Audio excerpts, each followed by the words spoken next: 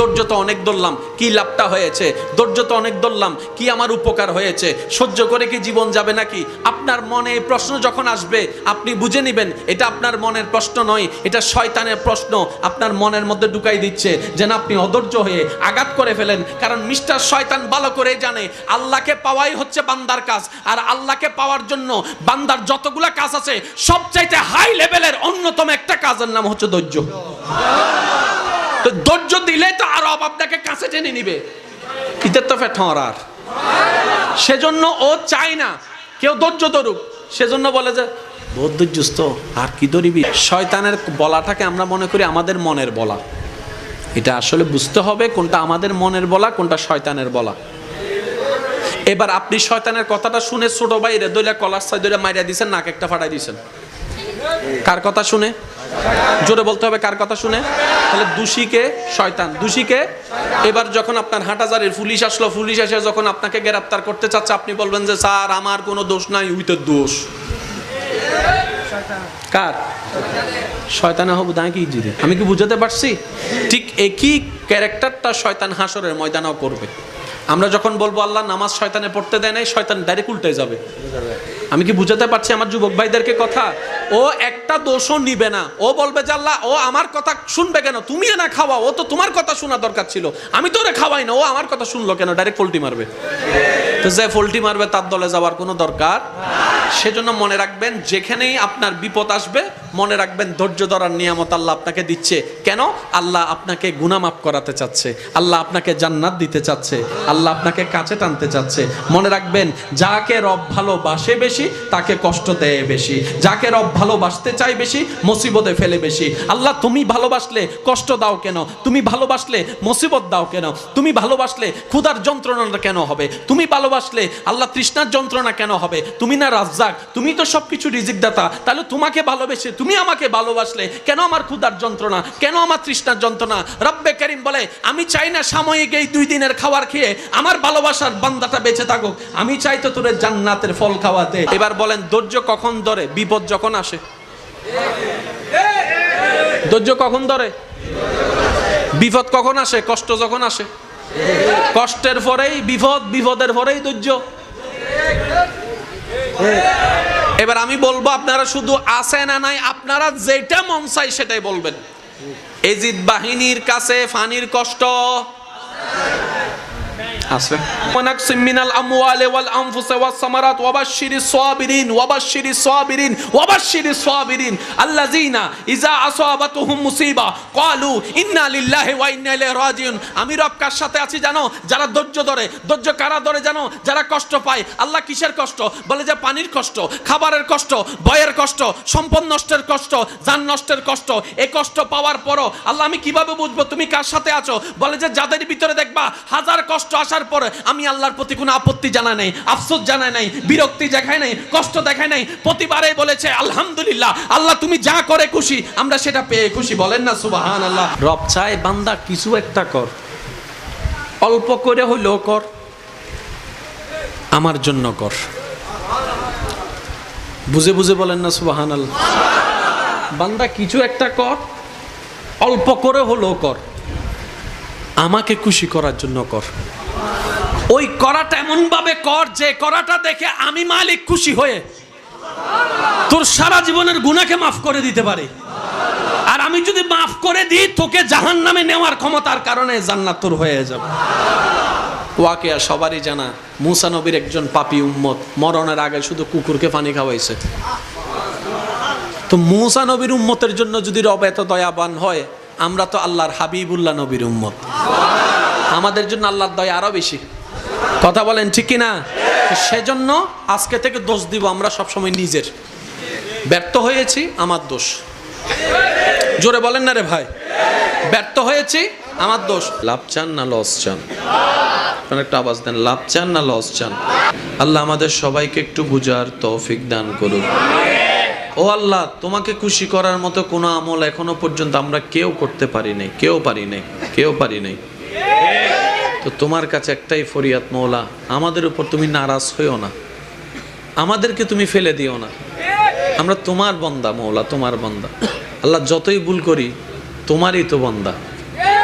তুমি ফেলে দিলে তো কোথাও যাওয়ার আর ঠাঁই নাই আমাদের।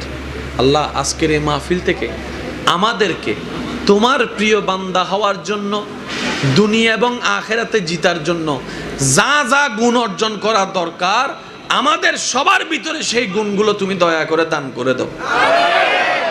আমিনের আওয়াজ আর একটু বড় হলে সুন্দর হতো। আল্লাহ তোমার প্রিয় বান্দা হিসেবে আমাদেরকে কবুল করে নাও। তোমার নবীর প্রিয় উম্মত হয়ে কবরে যাওয়ার তৌফিক দান করো। আপনাদের কি কষ্ট হচ্ছে ভাইয়া? ইউসুফ নবীর ভাইয়ের প্ল্যানিং কি ছিল? ইউসুফ আল্লাহ পাক বলে যে এখনো দিন বাকি আছে, এখনো দিন। এবার দেখেন ইউসুফ নবীকে ওখান থেকে নেওয়ার পরে, তোলার পরে যা যা সব কি জানেন আপনারা, শুধু মনে করিয়ে দিচ্ছি। ওনাকে একজনে কিনলো, কিনার পরে বলে যে বাজারে তুল, বিক্রি করব। কি হিসেবে? গোলাম হিসেবে। ইউসুফ নবীকে বাজারে তোলা হয়েছে কি হিসাবে? সবাই বলে না কি হিসেবে? গোলাম হিসেবে, চাকর হিসেবে। জগৎ ওনাকে চাকর বানায় প্রেজেন্ট করেছে। রব বলে যে আমার প্ল্যানিং আলাদা, আমার প্ল্যানিং আলাদা। তোরা আজকে যাকে চাকর গোলাম হিসেবে দেখছিস ওকে আমি বাদশাহীর আসনে বসাবো। বান্দার প্ল্যানিং দেখেন, আল্লাহর প্ল্যানিং দেখেন। এবার আসেন, ওইসো আরে মা, মনোযোগ মনোযোগ মনোযোগ। ইউসুফ নবী বাজারে তুলছে কি হিসাবে ভাইয়া? সম্মান না অসম্মান? অসম্মান বলে না, সম্মান না অসম্মান? আমাদের শিকার জানার দরকার, এগুলো শিখে শিখে জীবনের সাথে মিলাই বুদ্ধি করে কাজ করার দরকার। এবার দেখেন আল্লাহর প্রিয় নবী ইউসুফ নবীকে যে গোলাম বানাচ্ছে আল্লাহ দেখে নাই? আল্লাহ দেখেও কি হয়ে আছেন? আল্লাহ চুপ হয়ে থাকা মানে আল্লাহ আপনার সাথে নাই নয়, আছে। আপনার দুশমনকে একটু সময় দিচ্ছে যে ফিরে আসার জন্য। ফেরাউন যখন বলছে আমি আল্লাহ, আল্লাহ শুনছে, সাথে সাথে গার মটকায় দিতে পারতো। আল্লাহ বলে যে না, আজকে যদি তাকে সাথে সাথে সাদা দিই, সে হাসরের ময়দানে আমারে বলবে আল্লাহ আমি তো ভুল করছিলাম, তুমি তো আমাকে ফিরে আসার জন্য সময় দাও নাই, টাইম দাও নাই। এই কথা যেন বলতে না পারে, আমি তার বছরের পর বছর টাইম দিয়েছি ফিরে আসার জন্য। সেই ফেরাউন যদি মরণের একদিন আগেও বলতো আল্লাহ যা করছি ভুল করছি, আমি রহমান তারে মাফ করে দিতে রাজি আছি। কিন্তু সে তো আসে নাই, গাদ্দারি করছে। ভাই আমার কথা কি বুঝতেছেন আপনারা? এবার আসেন, ইউসুফ নবীকে জগতে কি বানাইছে? সম্মান দিল না অসম্মান? আল্লাহ পাক বলে যে এখনো আমারটা বাকি আছে। এবার দেখেন হেকমত কিভাবে ঘুরতেছে। ওই বাজারে যতগুলা গোলাম, মানে তো বুঝতে পারছেন, মানে তৎকালীন সময়ে মানুষ কেনা বেচা হতো মানে টাকার বিনিময়ে। এটা বলতো তো অসুন্দর, যেটা আমাদের নবী এসে একদম বন্ধ করে দিয়েছেন। সুবহানাল্লাহ। তো যখন ইউসুফ নবীকে বাজারে তুলছে, এখানে তো আরো অনেক মানুষ, অনেক গোলাম তুলছে, তাই না? ইউসুফ নবীর সৌন্দর্যটা এমন ছিল, চেহারার সৌন্দর্য, চোখের সৌন্দর্য এমন ছিল, হাজারটা গাঁদা ফুলের বাগানের ভিতরে একটা গোলাপ যেরকম, হাজার হাজার গোলামের ভিতরে ইউসুফ নবীর চেহারাটাও সেই রকম। এবার যেই দেখতে আসে ওনার চেহারা দেখে, যে বিক্রি করতে আসছে ওনারে বলে চেহারা দেখে তো গোলাম মনে হচ্ছে না, মনে হয় যেন বাদশার ফুট, বাদশাহ। এটা তো গোলামের কিছুই লাগে না, ওকে দেখতে গোলামের তো কিছু লাগেই না, দেখতে তো বাদশাহ মনে হচ্ছে। যখন যে জিনিসটা ইউনিক হয় এটার দাম একটু জোরে বলে না, দাম একটু, আর দাম যদি বেশি হয় সবার পক্ষে কিনা সম্ভব, কিনতে হবে টাকাওয়ালা। তো তৎকালীন টাকাওয়ালাকে, রাজা বাদশার সাথে যারা থাকে ওরা। এবার দেখেন আল্লাহর হেকমতটা দেখেন, সবাই এসে এসে দেখে দেখে আফসোস করে করে চলে যাচ্ছে, টাকা তো নাই, টাকা তো নাই, টাকা তো নাই। সবগুলান 500 টাকা, এটার দাম 5000 টাকা, আমার পক্ষে কিনা সম্ভব না, টাকায় টাকা ছাড়া। এখন বাদশার একজন প্রতিনিধি, বাদশার কাছের মানুষ যখন আসছে, আসার পরে দেখেছে মা চেহারা তো মাশাআল্লাহ, কেউ তো কিনতে পারবে না, তা আমি তো বাদশার মানুষ, আমি কিনতে না পারলে তো প্রেস্টিজ স্পন্সর, ল আমারে দে। কিনছে কে? বাদশার কাছের মানুষ। কিনছে কে? যার সবসময় বাদশার কাছে আসা যাওয়া। বুঝান না একটু? এমন একজন কিনছে যে বাদশার দরবারে সবসময় আসা যাওয়া করে, স্পেশাল মানুষ। এখন ও যদি ইউসুফ নবীকে কিনে, এখন অটোমেটিক ইউসুফ নবী ডাইরেক্ট ঢুকে গেছে গোলামের রাজ্য থেকে বাদশার ঘরে। সবাই যেখানে ওনাকে দোকানে বন্দি করার চিন্তা করছে গোলাম হিসেবে, ভাইদের প্ল্যানিং ছিল হয়তো এটাই। আল্লাহ পাক বলে যে আমার মনসা আলাদা, তোরা যাকে গোলাম বানালি আমি তাকে বাদশা বানাবো, যাকে তোরা বাজারে রাখতে চেয়েছিস আমি আল্লাহ কুদরতি ব্যবস্থাপনা এখন ডাইরেক্ট রাজমহলে ঢুকাই দিছি। হিকমতকার আল্লাহ। ওইটা আপনার জীবনে আসা পর্যন্ত আপনাকে অপেক্ষা করার নামেই ধৈর্য। আবার বলছি, প্রত্যেকটা মানুষের জীবনে আল্লাহর একটা স্পেশাল দয়া থাকে। ওই দয়াটা আসা পর্যন্ত চুপ করে বসে থাকাটা, আমার আল্লাহ যা করে যা করে যা করে, এটার নাম ধৈর্য, এটার নাম সহ্য। আর যে ধৈর্য ধরে, ইন্নাল্লাহা মা'আস সাবিরিন, রব তার সাথেই থাকে। আর রব যার সাথে হয় সে কখনো ফেল হয় না। হিসাব ক্লিয়ার, এখানে কোনো ভেজাল নাই ভাই। এখন আপনার জিত আপনাকে জিততে হবে, আমার জিত আমাকে জিততে হবে। নিজে বাঁচিলে ভাই জোর নহত চাই, যারা নিচে বৈশ্য না আর ভাই চুপ করিতে হবেন, যারা চেয়ারত বৈশ্য মিটার একবার হন চাই। নিজে বাঁচিলে এই দুন মানুষের আওয়াজ ইল্লে ওই ভাই বুঝছি, ওনার আওয়াজ নয় দুন, যারা সিডাঙ্গে আসুন তার একবার আওয়াজ দন। নিজে বাঁচিলে ইয়া না বুঝা যাতে মেডিন সিডেঙ্গে, নহলে তো রোহিঙ্গা তুন গুদু আই ঢুকি কি ভানলার কেন ওয়া সাই সিডেঙ্গে ওয়া মেডিট ফলে লোয়া সিডেঙ্গে ওলা কল একবার হ মারহাবা। ও বাজরি বে হাল্লে রায় দিয়ে দে, কেন আওয়াজ দিও না ভাই। আর আরেকবার মাহফিল করলে হয়তো শেয়ার হইলেও ভাই শেয়ার দিবে, নয়তো ডাইরেক্ট বডি হইলে বডি দিবে। দুই রকম হইলে মাহফিল দুই লই যাবি, মনে তাইব না ইনশাল্লাহ। এত মানে দুই লেভেলে রয়ে যাবি, আমরা বুঝছেন ফল কি হয় ইনশাল্লাহ। আমরা তো খেয়াল লাগবেন ইনশাল্লাহ। ডর করে একবার হন না মারহাবা। এখন ইউসুফ নবী চলে গেছে কোথায়? যেখানে যেতে ঢুকতে পারে সবাই, যেখানে গিয়ে বাহিরে দাঁড়ায়, আল্লাহ ইউসুফ নবীরে ঢুকে দিছে ঘরের ভিতরে। ভাই একটু জোরে বলেন না সুবহানাল্লাহ। এবার যে কিনছে কিনে পড়ছে আরেক বিপদে। ইউসুফ নবীরে যে দেখে এত সুন্দর কা ইবে হতো নেই, এত সুন্দর কা দাম হতো, এত সুন্দর কা দাম হতো। বুঝতেছেন তো বিষয়টা? হইতে হইতে বিরক্ত হয়ে গিয়ে শেষ পর্যন্ত দিতে হদ ওয়া কাহাজ গর সাদল্ল এইবারে ডাহি গেল। ভাইয়া সাদর দিহারে ডাকি দে কিনলেইবে কি দেয় বেশি কি দেয় একখানা মাইকুর আওয়াজ জানা যার একখানা উনিবেন চাদর দিয়ে কারে ডাকছে কেন ইউসুফ নবীর সমস্যা কি? তার মানে চাদরে ডাকে কারা? যারা সুন্দর। বোরকা পরে কারা? যারা সুন্দর। পর্দা করবে কারা? যারা সুন্দর। আর যারা বলে যে আমরা সুন্দর নাই, পর্দা করারও দরকার নাই। সুবহানাল্লাহ। হরিণ ধৈর্য তো অনেক ধরলাম, কি লাভটা হয়েছে? ধৈর্য তো অনেক ধরলাম, কি আমার উপকার হয়েছে? সহ্য করে কি জীবন যাবে নাকি? আপনার মনে প্রশ্ন যখন আসবে আপনি বুঝে নেবেন এটা আপনার মনের প্রশ্ন নয়, এটা শয়তানের প্রশ্ন আপনার মনের মধ্যে ঢুকাই দিচ্ছে, যেন আপনি অধৈর্য হয়ে আঘাত করে ফেলেন। কারণ মিস্টার শয়তান ভালো করে জানে আল্লাহকে পাওয়াই হচ্ছে বান্দার কাজ, আর আল্লাহকে পাওয়ার জন্য বান্দার যতগুলা কাজ আছে সবচাইতে হাই লেভেলের অন্যতম একটা কাজের নাম হচ্ছে ধৈর্য। তো ধৈর্য দিলে তো আর আপনাকে কাছে টেনে নিবে, ইতের তো ফেটর। সেজন্য ও চায় না কেউ ধৈর্য ধরুক, সেজন্য বলে যে বহুত ধৈর্যস্ত আর কি ধরিবি। শয়তানের বলাটাকে আমরা মনে করি আমাদের মনের বলা, এটা আসলে বুঝতে হবে কোনটা আমাদের মনের বলা কোনটা শয়তানের বলা। এবার আপনি শয়তানের কথাটা শুনে ছোট ভাইরে দইলা কলার সাই দইলা মাইরা দিয়েছেন, নাক একটা ফাটাই দিয়েছেন। কার কথা শুনে?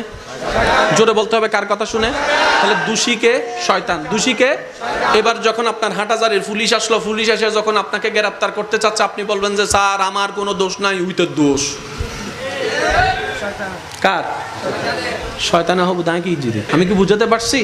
ঠিক একই ক্যারেক্টারটা শয়তান হাসরের ময়দানেও করবে।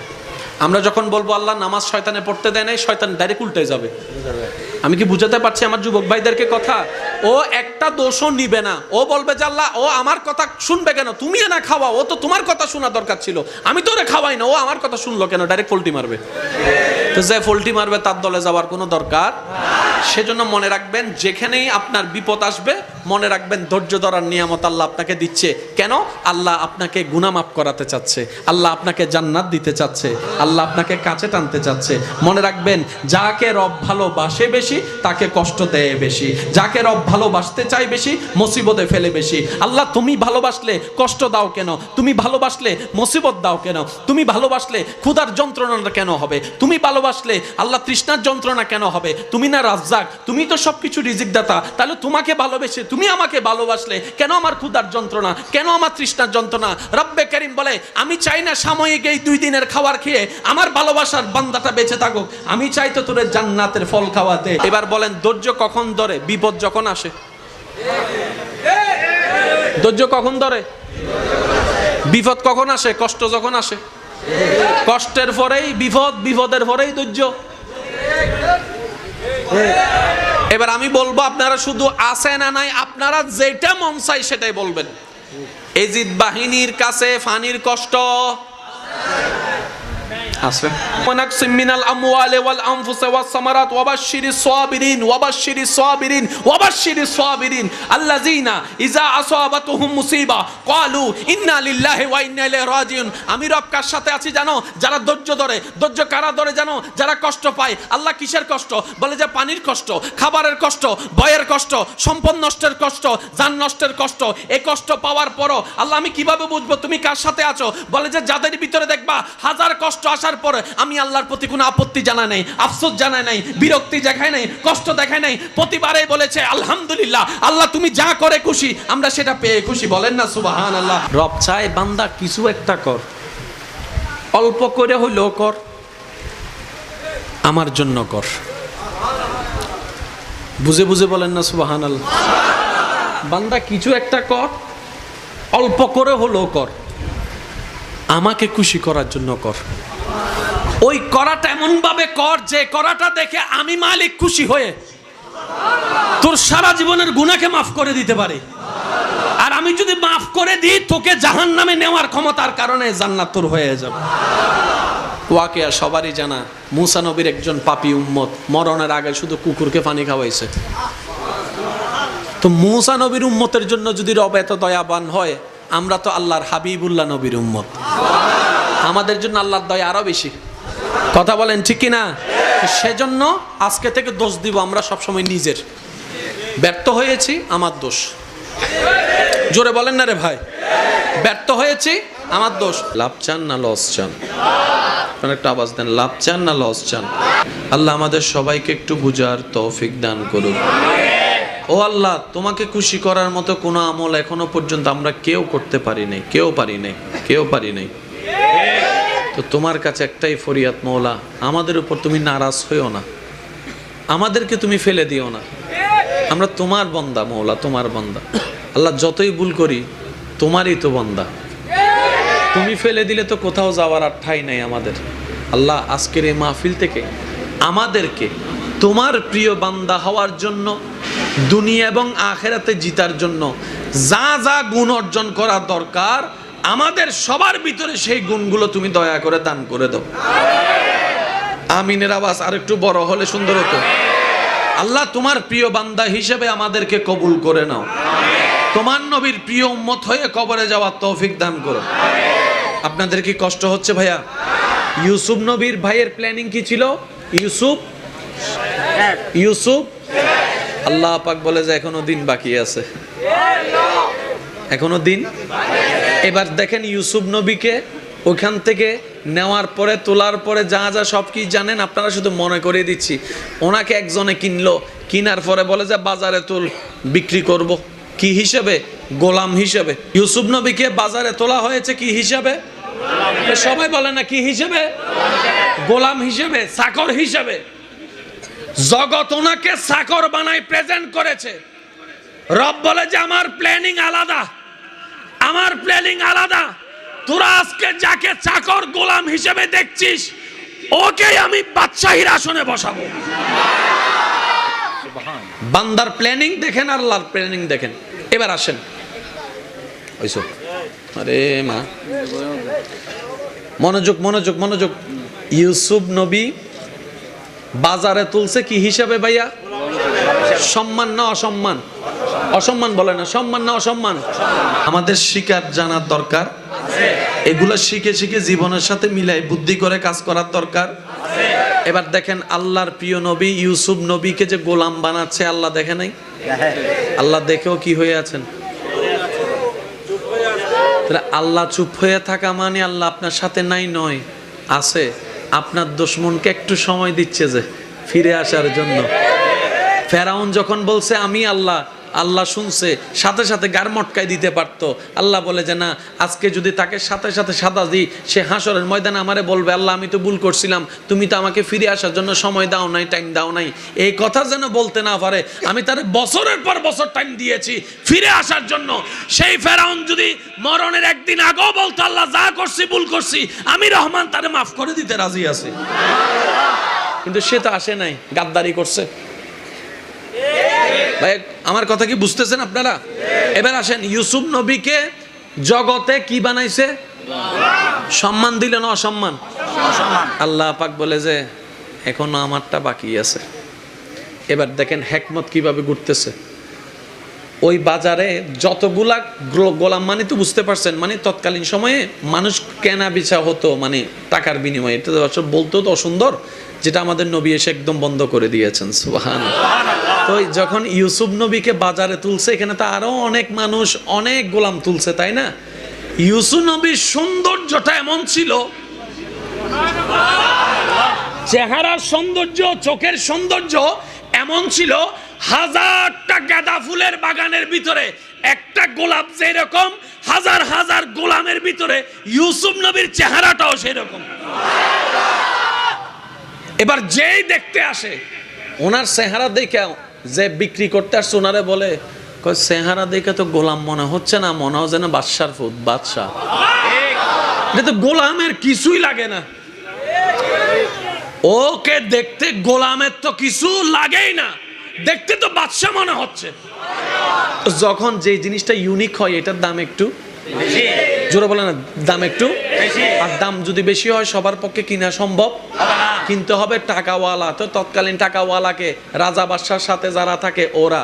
এবার দেখেন আল্লাহর হেকমতটা দেখেন, সবাই এসে এসে দেখে দেখে আফসোস করে করে চলে যাচ্ছে, টাকা তো নাই, টাকা তো নাই, টাকা তো নাই। সব গুলান 500 টাকা, এটার দাম 5000 টাকা, আমার পক্ষে কিনা সম্ভব না, টাকায় টাকা ছাড়া। এখন বাদশার একজন প্রতিনিধি, বাদশার কাছের মানুষ যখন আসছে, আসার পরে দেখেছে মা চেহারা তো মাশাআল্লাহ, কেউ তো কিনতে পারবে না, তা আমি তো বাদশার মানুষ, আমি কিনতে না পারলে তো প্রেস্টিজ স্পন্সর, ল আমারে দে।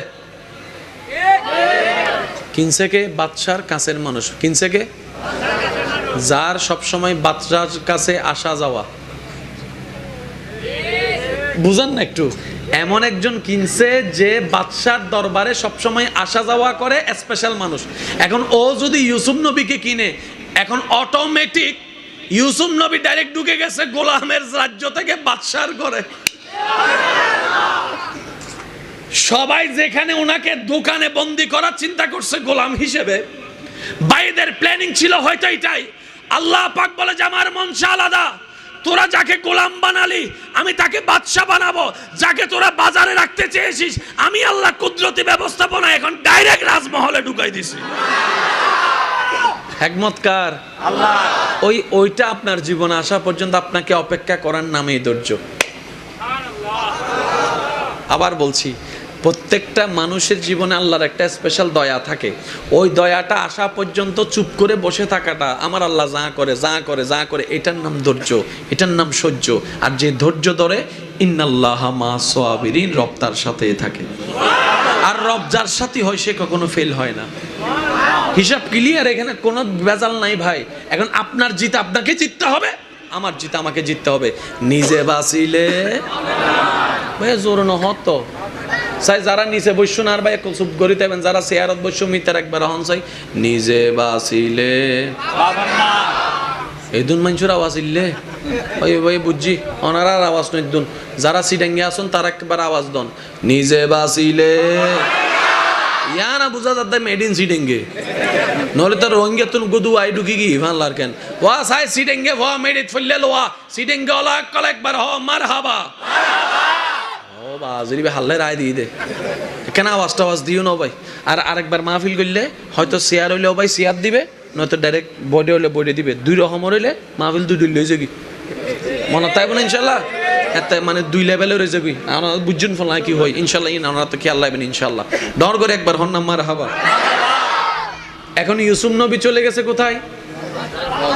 যেখানে যেতে ঢুকতে পারে সবাই, যেখানে গিয়ে বাহিরে দাঁড়ায় আল্লাহ ইউসুফ নবীরে ঢুকে দিছে ঘরের ভিতরে। ভাই একটু জোরে বলেন না সুবহানাল্লাহ। এবার যে কিনছে কিনে পড়ছে আরেক বিপদে। ইউসুফ নবীরে যে দেখে এত সুন্দর কা ইবে হতো নিন্ন, এত সুন্দর কা দাম হতো, এত সুন্দর কা দাম হতো, বুঝতেছেন তো বিষয়টা? হইতে হইতে বিরক্ত হয়ে গিয়ে শেষ পর্যন্ত দিতে হদ ওয়া কাহাজ গর সাদল্ল এইবারে ডাকি গেল ভাইয়া সাদর দিহারে ডাকি দেয় কিনলেইবে কি দেয় বেশি কি দেয় একখানা মাইকুর আওয়াজ জানা যার একখানা উনিবেন চাদর দিয়ে কারে ডাকছে কেন ইউসুফ নবীর সমস্যা কি? তার মানে চাদরে ডাকে কারা? যারা সুন্দর। বোরকা পরে কারা? যারা সুন্দর। পর্দা করবে কারা? যারা সুন্দর।